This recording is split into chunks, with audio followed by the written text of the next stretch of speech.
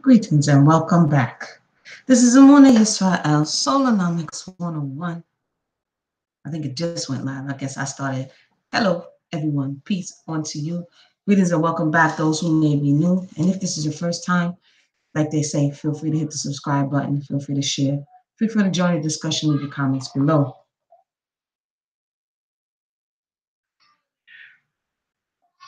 That's the babies in the background, y'all. But let me tell y'all a little bit about today before I get into this discussion. So returning back to YouTube, among other things, business and other things, YouTube is a wild place, like they say in these YouTube streets. But YouTube is showing you the culture, especially if you're a video content creator, the mentality of a lot of people who are out there. So I usually don't respond to a whole lot, especially if a video has like a whole lot, then it gets difficult. But this particular morning, I woke up, and I see someone. It was on a video I did like 2 years ago, speaking about colon cleanses, which I still promote. Colon cleanses. It's very important. As we know, diseases start in the colon. You have to flush your system. Especially if you eat a lot of artificial foods, if you eat a lot of red meat, if you eat a lot of meat, period, these things can be stuck in your colon over time. So I've always, for years, over a decade, have been promoting colon cleanse. But YouTube, I found this very interesting because YouTube is a space where someone can happen upon a half a video, outtake of what you said, and formulate an entire opinion of which they feel they're going to read you. And why I find this interesting is because this happened to me today. And the other day I came on I think yesterday when I was sharing about the guy who went to the bank and they called the police, I said I actually had the article that came out about Megachurch pastor, let me read it, passionately defends giving wife a $200,000 Lamborghini. But because of my nature, the way I am, the way the story was presented, I felt like there was more. And I even said it yesterday, like I just put it to the side and maybe I'll come back and talk about it because I didn't feel like I vetted it enough or did enough research. I had no idea who the pastor was. And contrary to popular belief, there are some YouTubers and people out there, media, who just boom, they see something and they just jump on it, not having done any research. I think that does more harm than good. That's not my personality at all. And this is why oftentimes I'm very late to the draw, because I know that there has to be more to the story, and to give it a holistic view, to learn from it and not just to be gossiping and passing information along, it takes time. So that happened to me today, where someone made an assertion of who I was based on them not taking the time to do the research. And this proverbial saying came to my mind. I think one of the things that we're losing in this culture is common sense, patience, diligent inquiry. I guess one of the things, many things, because I'm just naming stuff. And this proverb came to my mind. To answer before listening, that is folly and shame. If we come on here, if you go to work, if you're at your home and you formulate a whole entire opinion on something not based on any facts, that is foolishness. And in the end, the individual will be shamed because it will be shown that they didn't do their due diligence.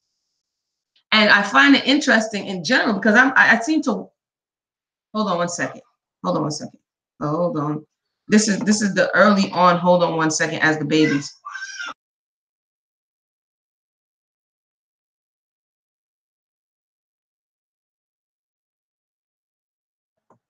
Yeah, I have to do the A, I'm on live. But this is what I see a lot of people doing. And although it may get clicks and it's very dramatic and sensationalized in the beginning, we're doing harm because we're teaching people that you don't have to do the research.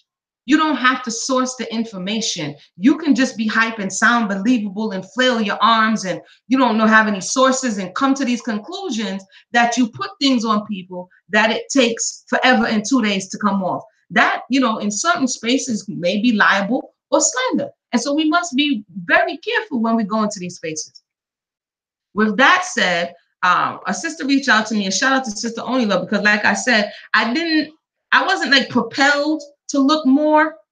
And that's why I put the story on the side. But when the sister said to me, she was like, you know, there's more going on. It was based on this $200,000 car gift was based on something that happened earlier. I was like, say no more. You know what I'm saying? Just point me in the right direction. So I took the morning. Again, like I said, before this point, I had no idea who this individual was.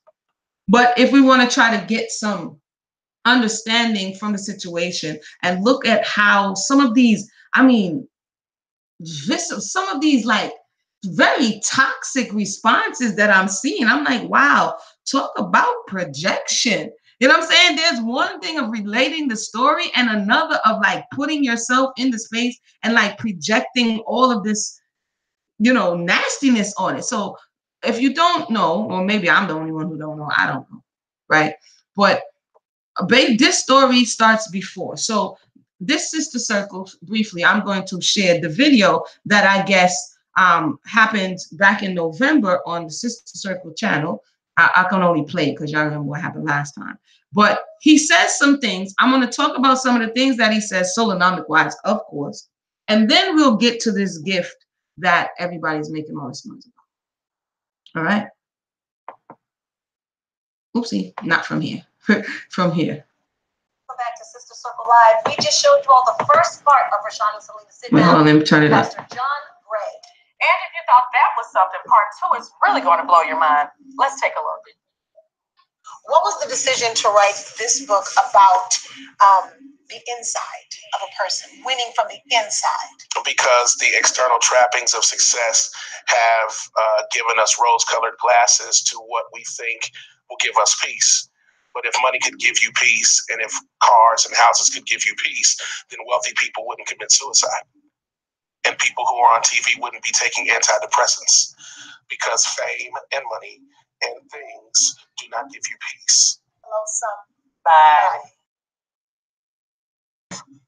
Well, let me put a pause, because he says a lot. He says a lot. And sometimes in the multitude of words, you know, we trip ourselves up when we say too much. But what he just said in that, this was a month ago, that, you know, material things, which is a truism, material things will not give you peace. It may make things a little bit easier as it relates to your day-to-day, but as I say, more money, more problems. So this is what he says in the beginning. I didn't find anything necessarily wrong with that particular statement. Maybe I need to just chop it up so that a lot doesn't go by. So I was trying to figure out where in this conversation did the people become offended. So I'm going to press play here now. Went from within, finding yourself by facing yourself. The truth is, as big as I am, I'm a marathon runner. I might not run in the natural, but I've been running in the spirit my whole life. I've been running from the things that I'm afraid of. I've been running from the things that have been stalking me in my fears and in my nightmares, areas of insecurity, areas where I don't feel adequate as a husband, as a father, as a leader. And I was tired of living, running away from the things that I was scared of. And so I needed to face it. And it didn't start in a pulpit. I had to face it at home. I got this woman that loves me, but she married a broken man, and she didn't. Okay, so he's leading up to the very offending comment that, you know, most people are like, oh, and especially melanated women. I'm like, whoa, okay. But he's talking about him coming from a broken space. In other videos that I watched, just a little disclaimer from before, he's talking about growing up as a single parent in a single parent household, kind of a mother's boy. His mother overprotective. When he was born, his father was in jail. There was no representative in his family of what a man is supposed to be. Okay, so when he's talking about coming to the relationship like hundreds of millions of people do, especially after this diaspora, especially after the trauma that we endured, we come to this relationships being broken individuals. And at this point, he's acknowledging that he came to the relationship broken, not realizing to what degree, because oftentimes you do not know to what degree you are broken until you actually begin to try to maneuver your way in such a relationship. But I'm going to continue. Didn't know how broken, because I didn't know how broken. Because when you're single and you can lie to yourself, it's easy to love what you see. But then when you live in community with another person, all of the masks begin to crumble. So now my wife is left with a picture of a shadow of a man that she thought she knew. And now I'm dealing with the unintended consequences of not healing properly from sexual abuse, or not having the proper information on how to foster intimacy, or what it means to be a Christian and a Black man and the child of a single parent, and not know what it means to build your house. So now I'm trying to. Okay, so we following along the story. I came upon a video that asked them how they met. They met in their faith-based system within their Christian church. And, you know, they courted, they knew each other before a year. They did everything according to what the book is supposed to say. So he had a position within the church, and so did she. So there's the projection of who she thought he was. And essentially what he's saying is, once he got into this intimate space, into this intimate relationship with her, all of these things began to be revealed. Okay. All right. Let's follow. Be a husband and a father and a leader, and I didn't see any of those up close. So how can you be what you've never seen? Ooh, so now I'm running blind, scared out of my mind, crying most nights, and I'm tired. And so I said, I wonder how many other people have been faking it. Okay, this is the question about him writing the book. Why did he write the book? And again, he's faced with himself, essentially, right? The image and then the reality, and he's faced with himself. So again, this is leading up to, before we get to the big news lines. Why am I doing this? Because of diligent inquiry. We don't have the patience for some reason, and I know the reason, because there's so much information that our attention spans have been cut tremendously. And we don't have the patience and the tolerance to wade through information so that we can truly get an understanding. We want people to force feed it to us. We want people to chew it for us and do like how the mama bird does to the baby bird. And then, so that we don't have to take any responsibility. And then at the end, if the person leads you wrong, because I want to come back and speak about scamming in the conscious community, because some of it has to do with the people. The people would have it so. The people desire for it to be tantalized, that's the word. You know what I'm saying? And captivated by speech and emotion. And then when you have to actually vet information, oh, I don't have any time for that. Oh, you're wasting my time. This is not the mentality of someone who is growing in the right direction. But I'll proceed. And many of us are weary. Yeah. Weary. Oopsie, where did it go? And I said, I don't know how long I'm gonna live, but whatever it is, I'm gonna turn around and fight this thing. So, you know, Win From Within is about identifying the areas in your life that need healing so that you can be what you need to be for you first, and then everybody else. Yes. Is this, because I'm thinking this is the exact quote that you were referring to, speaking about blind ambition. So much of what we call ambition is really a response to the things that are absent in our lives. What can the process in identifying the voids in our life look like? Is that what you were speaking to? How can we fill those voids? Yeah. See, blind ambition means I'll do anything to get to a particular goal, no matter who I hurt and no matter what it costs. There is a healthy ambition that says, I'm going to put a plan together, I'm going to work towards the goal. But blind ambition says, you know, damn it all, I'm going after it and I'm going to take it. And no matter who I kill or who I injure, I'm going after it. And so for me, the idea of ambition and ministry don't mix, because I don't work for me. I work at the request of a king. There's a quote that really sat with me that I wanted to ask you about. I'm going to read. Okay, so far, he's speaking about, again, the things in the book. He's talking about healing. I don't see, as of yet, when I first watched this, any red flags. There is a reality that you have to first heal for yourself. There's a lot of people in this post, you know, a Yana Fix My Life environment where they be like, I'm gonna get my healing. And you've seen it 2 times on TV and it looks cool, and not really know that this is years you have to put in. This is not, oh, I decided in 2018, I'm gonna get my healing. There's layers to your healing. There's effort that you must have to put in for your healing. It's not a feeling. You know what I mean? It's not a feeling. It's an action. It's a conscious action to begin to address, like he said, turn around and face your fears. Turn around and face the things that are ailing you. Turn around and face the things that happen to you, and then begin to make conscious decisions to react differently. Conscious decisions to detox your life. Conscious decisions to improve yourself. It's not this, oh yeah, I'm a gorge and watch, binge watch, Fix My Life and all of these shows that, take you on this emotional roller coaster and then feel as though, detoxing your social media, block, block, block. Oh yeah, I'm renewed. That's not the reality. But I'm gonna continue. But we're gonna get to the part.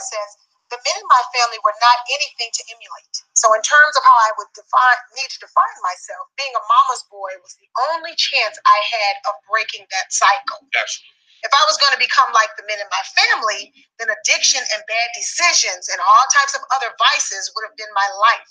It's very clear my bloodline, and it's in my DNA. So what I want to know is, has being a mama's boy affected you in your relationships beyond with your mom and in your marriage? Absolutely. And what can we do, or what can men do to break these cycles that are generational? First of all, break. Okay, so what I've seen thus far is a willingness of him to be transparent, which is important in the healing journey. To acknowledge that, yes, that your mother had to overcompensate. And what I'm seeing from a lot of people sounds like they themselves have not gone through the process. Because if you have gone through the process, you realize that the person is taking responsibility for the part they play and not sugarcoating the reality thus far. I'm not like all the way. There's some things that as you go along, I understand how they can be misconstrued. But just from an objective perspective, these are the things you have to begin to acknowledge wherever your injury occurred. So on one side, he's saying that he did not have the image of a male in his life to emulate. And on the other side, he's saying that his mother had to overcompensate. So ultimately, what that creates in his psyche oftentimes is someone who's going to mirror that feminine principle.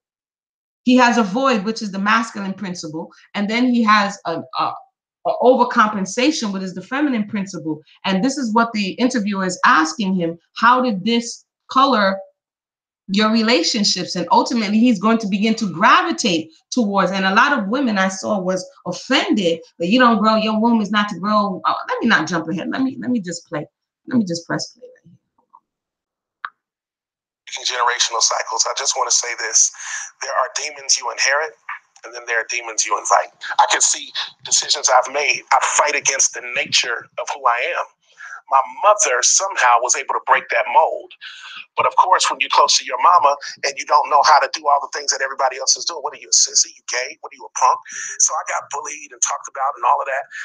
But she was my only chance. My mother was my only chance at manhood.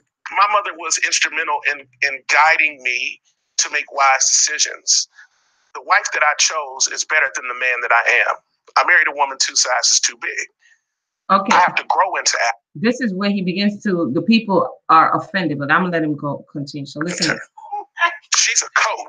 I still can't fit her. She's bigger than me. And she's had to cover me while I grow up. I got to grow into her. So she's a covering. She's a covering, not a lid. Ooh. Because if a man marries a lid, she'll stop your dream. But if you marry a covering, she'll push you to your destiny. Now, I'm about to shout and tear this whole thing up. I'm just telling you. And so I think people had an objective, the way in which he objectified his wife by, making the analogy of her being a covering. I understood it because if you listen straight through and what you listen to what he's prefacing this conversation with, and if you listen to him acknowledging that he was not yet ready, but the projection, she had to be attracted to something. So whatever he was projecting, he had to have known something in order for him to project this image to attract her. So on both sides, there's something going on, and not just on one side, but I'm going to keep going here. Let me tell you something. My wife has endured more pain birthing me than both of our children. She has sacrificed these last 8 years uncovering the painful areas of my manhood and covering the areas that could have exposed me. She deserves anything I can give her. You understand what I'm saying? Yes. I'm going to live the rest of my life to honor her because she gave me what I couldn't give myself, which is a chance to heal while still seeing the God in me. Before we let you go, Okay, so therein lies what is causing a whole lot of hoopla. Therein lies the thought process of him saying he owes to her whatever it is that he can give to her, and at any cost. So essentially, he would what we later on see give her the $200,000 what's this here? The $200,000 car, which according to him in another space, he did not use church monies for. Well, he explained himself, and I put all the links in the box if you care to do diligent inquiry to have an opinion on the matter.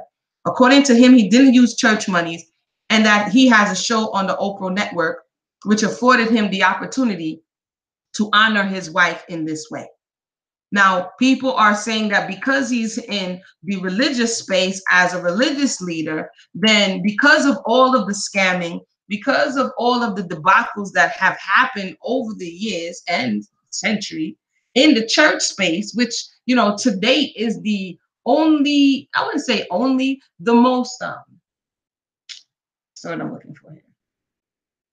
The longest running illustration of cooperative economics in the melanated community outside of the church context of tithing your money and pooling your money and having this cooperative economics. It doesn't seem to be acceptable outside of the church context to do the same, which I just think is just very weird. You know what I'm saying? It's, oh, I didn't know I disabled the chat for this thingy here. My bad. Hold on a second. So yeah, in the church context is the only space where you see people are, you know, but then at the same time, they feel that, let me see here, that you are responsible because I am paying you. And what he's saying is that he, as the husband, is the one, enable live chat. The husband is the one who bought this car, not the wife. I mean, not the pastor. But in this situation, for me, the car thing is secondary to what I saw as I was doing this research. Is secondary to a lot of the responses of, I understand how it can go left, where some women may feel as though they're being abused because of the language that he used of his wife enduring pain for 8 years in birthing him, and some women having the understanding that that is your husband and not your child, and that is true. However, if we're going to be honest and we're going to look at the environment in which we live, we're going to look at the social, economic, and political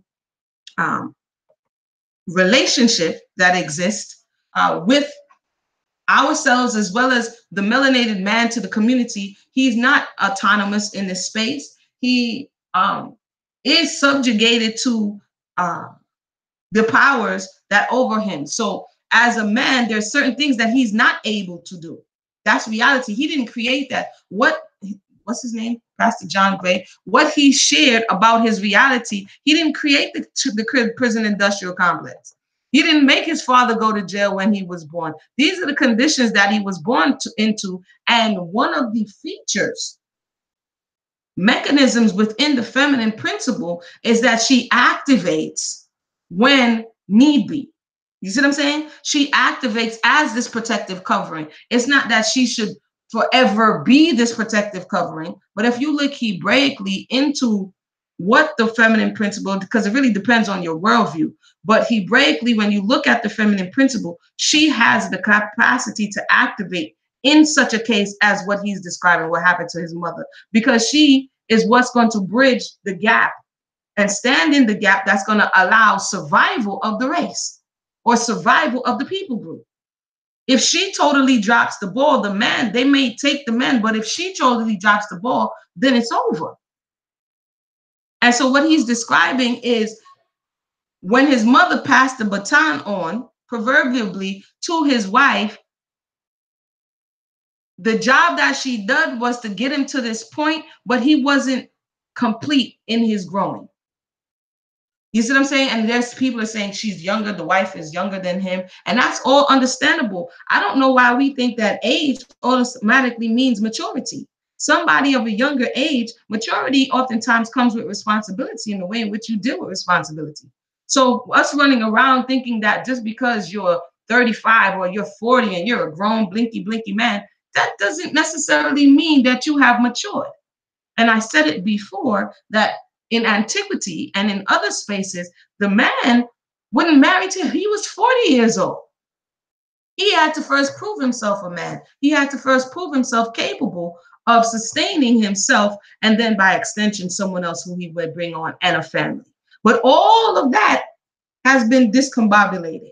And I think that the people who are commenting on this particular, birthing is kind of taking it out of context. I definitely understand after listening to it, because remember, I opened the quote by saying to answer before listening, that is folly and shame. So I definitely took some time to say, let me listen to what is being said, and as well as the words of the wife.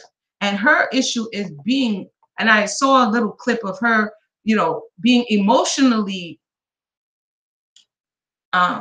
unstable in the space of having to support what it is that he wants, but he's still transient. So he doesn't know fully. So you kind of have to trust the process. And that can be unnerving and unsettling, especially if you have young children. Okay, so there's so many different factors in here that I think if we as a people would stop just running around with itching ears and just feeling so excited to throw people under the bus and really look to understand if it's been shown or proven that this what caused the big spectacle of the $200,000 car, which I think when I heard him explain, I still was like, okay, dude, I can't rock with you. According to him, he put a deposit on the car 10 months ago. And he wanted to do something big for the 8th anniversary because it represents rebirth. And according to him, because he's put her through so much in this instability phase and the growing and finding himself phase, that he wanted to show his love and appreciation by bestowing onto her this gift. Now, apparently somebody asked him, was it fully paid off? And he said, no, there's so many things we could say, that there was many things that you could have done with the monies, you know what I'm saying, that would have yielded more fruit. But that's a different story. That's business, Amuna. You know what I'm saying?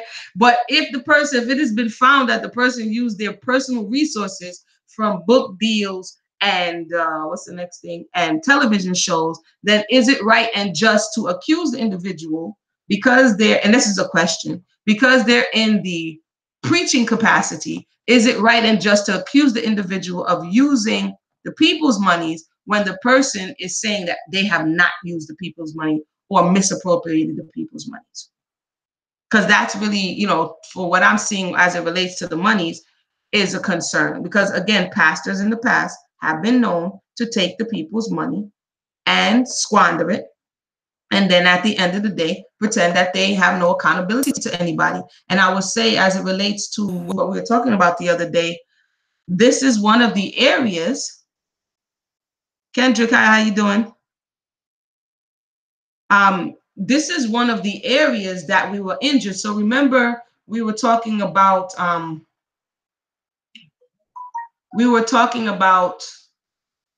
what's the thing we were talking about? We were talking about, I forgot the actual title of it. That's why I don't want to misgive the title. But I was talking about slavery and domestic violence, and cross-referencing these two issues and showing how domestic slavery was a domestic violence or textbook domestic violence situation.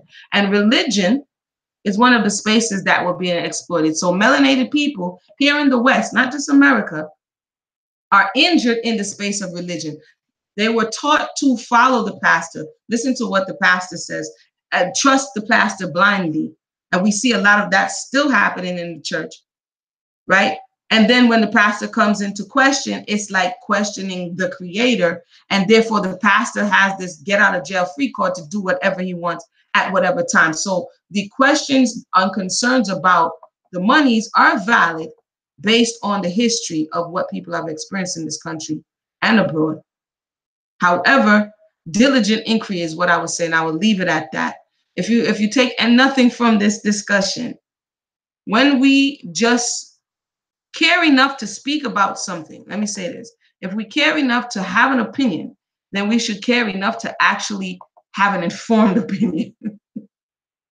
Just take a little time to at least be a little bit, I'm telling you, 2 hours, an hour, 3 hours, you will be more informed than a majority of the population, because the majority of the population will go through a few minutes.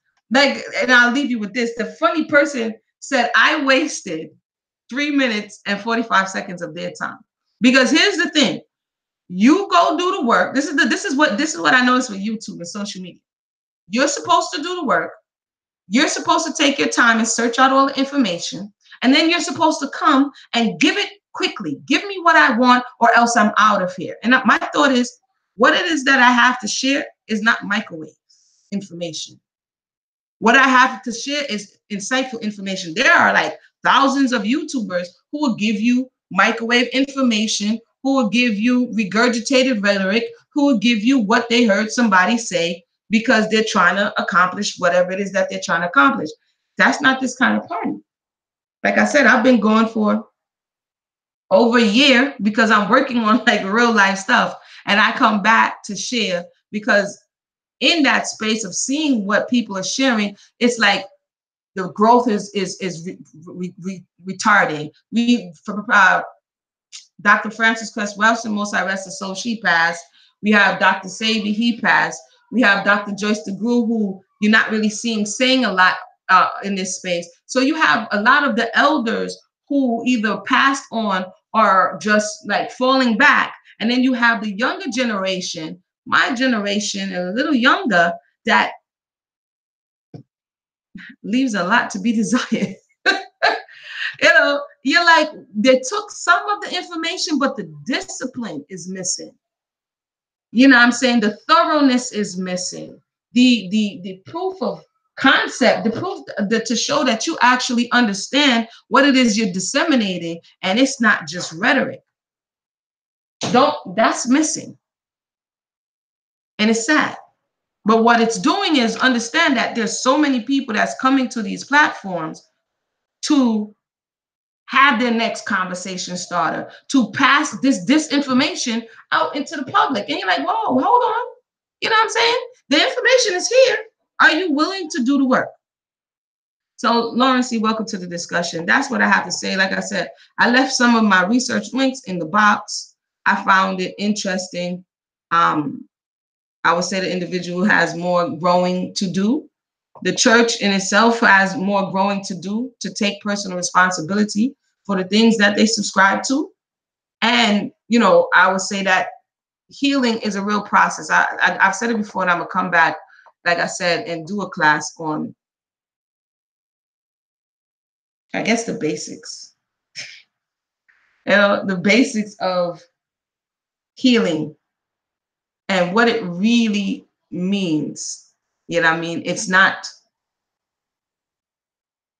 like I said, it's not just a feel-good feeling. It's really, the beginning is very, depending on your trauma and the level, the degree of pain and hurt that you experience, it can be like turning the soul inside out. That's the best way I can say it. You know how you have some pockets, you may have a pocket, or you may have something, and you have to, there's so much crumbs in the very crevices of the clothing or the pocket or the seat cover. You actually have to turn it inside out and like dust all that out.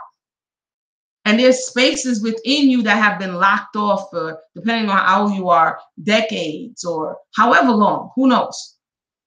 And then there's a stepping back from this person who you've become, this persona who you've created, the defense mechanisms. There's a stepping back from that, which is going to sometimes isolate the individual, because the people who you are attracted to, or who you attract to you oftentimes, are the people who speak to that hurt that you have.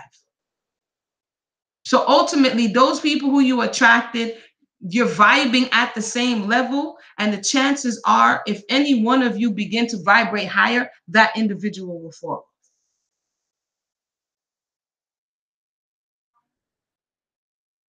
And so it's going to be possibly a lonely walk for some time, because you have to take time to find out what the pain was to begin with, like what hurts. Where is the pain? How deep is the pain? Do you need help with assessing the pain? Are you emotionally stable enough? Like when people go into surgery, they check their vitals to make sure that they can sustain this operation and come out and are healthy enough to come out of it. If somebody is sick to the point where they're not sure, the doctors or the surgeons are not sure that they will come out of it, they won't do surgery.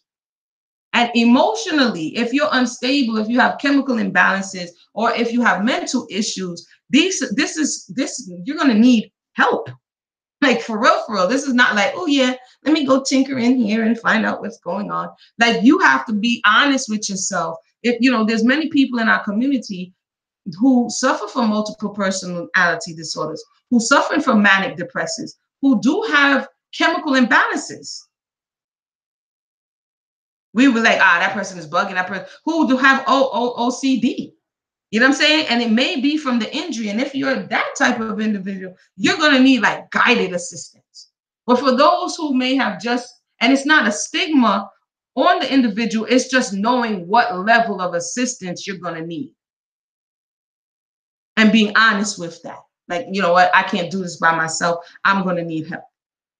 And you go get trained professionals. There are spaces where there are trained professionals, even the melanated professionals who understand this, the specifics of not only trauma in childhood, but how so-called race is laid upon that. I came from it from a perspective of being able to assess my own self, empower myself with information and searching and trying to understand culturally where my people were coming from, economically, and all of these things that played into the experience. And when you, to a certain degree, process the experience, one of the things we do that's very harmful to us is we numb the pain. We take painkillers, we take whatever it is to numb the pain, and we don't actually process the pain. But within the pain is a message. And it's not this, what's the word I'm looking for? It's not to say that you are a sadomasochist or somebody who enjoys pain, but within the pain, there is a message. And if you dull the pain, then you won't get the message that the pain, if you have a pain in your back, it may be a slip disc. You may need to go to the chiropractor. But if you keep popping the leaves and Advils and ignoring it, it can get worse and worse till there's no more cartilage in between those two bones. And next thing you know, nerve is touching nerve and you're all jacked up. You got to get merger surgery. But if up until that point you were paying attention, you would have said, you know what, let me go check this thing out because I'm feeling a pain here. But this society has taught us to say, ignore the pain. Here, take, you constipated, ignore that. You know what I'm saying? When I looked up how much millions of dollars worth of constipation medicine and heartburn medicine is sold on a yearly basis, that's people ignoring the fact that the things that you are consuming are contrary to good health. And so because I have this magic pill, I'll just go ahead and take it and continue the harmful behavior. Continue this destructive behavior. And this is and want an easy solution. It's not going to work when we're talking about what it takes to return and how to make progress as individuals and by extension as communities. So I totally went like over here, but it's kind of within the same vein. I want to thank everybody for tuning in. Hopefully that helped someone somewhere. It's a step-by-step process. Don't think that it's going to happen overnight. Do not believe the hype. You know what I'm saying? Don't just watch one show and be like, oh yes, I'm going to take my bat and start cursing and hitting the wall. You know what I mean? That may feel good for a second until your back feels jacked up and your shoulders still feel tense and you don't feel as though you've actually made progress. I will say this, and I'll leave it. If your parents are still alive, or your grandparents are still alive, this really helped me. Or your brothers and sisters or your aunts, those who would have known you when, are still in the land of the living. That keep note, I said in the land of the living. I didn't send you to go do any off the wall stuff. If they're still in the land of the living and you have access to them, not in a condescending way or not in an accusatory way, inquire of them. You may not know what to do with the information yet, but trust me, just inquire of them. Allow them a space to tell you a little bit about what you may not remember or what you may be remembering from that 4, 5, 7-year-old. Give them an opportunity to tell you the other perspective of the story that you may be trapped in. Like, tell me about what happened before I was born. Tell me about the conditions that surrounded me before I was birthed into the earth. Tell me about when I was little. Tell me about how you met, and a lot of times our people tend to hide these facts. They may be disgraceful, or they may be ashamed of them, or they, for whatever reason, it may be like this whole tight lip type of thing. Well, don't tell, and that's old news. And that also helps to perpetuate the trauma forward. But if you can, I found that very helpful, because at the time I was just collecting the information. Because what we don't understand is the energy that's created when you're in the womb, when you're in vitro, when you're in your mother's womb. If she's stressed, you're stressed. High cortisol, you high cortisol. High dopamine, you high dopamine. Whatever is going on, trust issues, whatever instabilities, that is feeding into who you are unbeknownst to you. And then it gets programmed on you, and you come into this, not only with the epigenetics from before and before and before, but that very immediate space, like they would say, in your birth water, before you were born into this world, comes with you. And to kind of more understand who you are and why you operate the way you do, in order to peel back those layers, it will be important to understand it's not me necessarily, the soul. It was the conditions. This is what my parents or my grandparents may have seen, what I represented. You know what I'm saying? And that is part of the healing process, being able to hear the stories that hurt. And let that energy, don't block that energy, but up within you, but let that energy run its course until it flows out, until you're able to release it. I gave too much today. I'm gonna go ahead and fall back, y'all. All right, everybody have a blessed day. Like I said, I shared in the box. If you care to get a bit more information on where I was coming from with the story, you know what I mean? And yeah, we'll be back at another time.